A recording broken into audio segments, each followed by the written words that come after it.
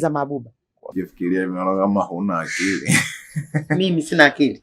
Hivyo umenipendea nini? Acha masiara Mabuba. Mimi sina kupenda jinsi ulivyo vya vichekesho vyako. Ndio maana nakupenda. Mambo ya kijinga. Mambo ya kijinga? Sasa kwangu mimi sio mambo ya kijinga Mabuba. Unajua nini Mabuba wangu?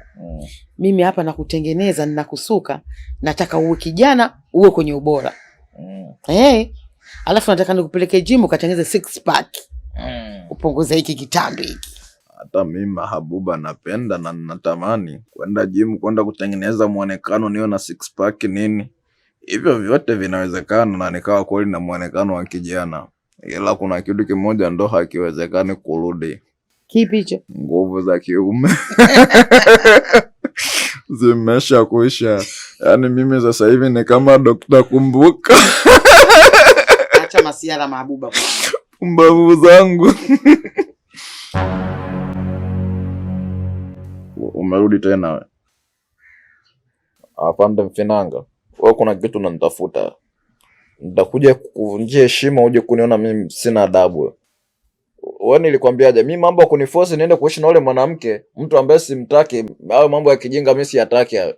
Kama unaweza nenda kaishi na yule mwanamke. Mimi niache kupata zangu raha kwa jimama langu niende nikateseke mimi kule Gongo la Mboto mpuzi, sitaki hayo mambo ya kijinga. Mimi sijaje kwa sababu ya mambo kwa kamatana, sijui vitu gani. Mimi nimekuja kwa mambo mengine kabisa.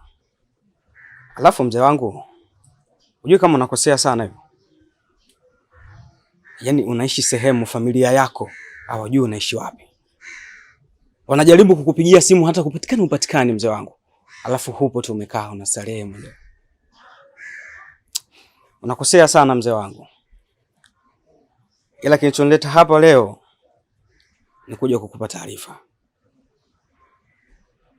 Mama yako yuko hoi hospitalini. Muda wowote tunaweza tukampoteza.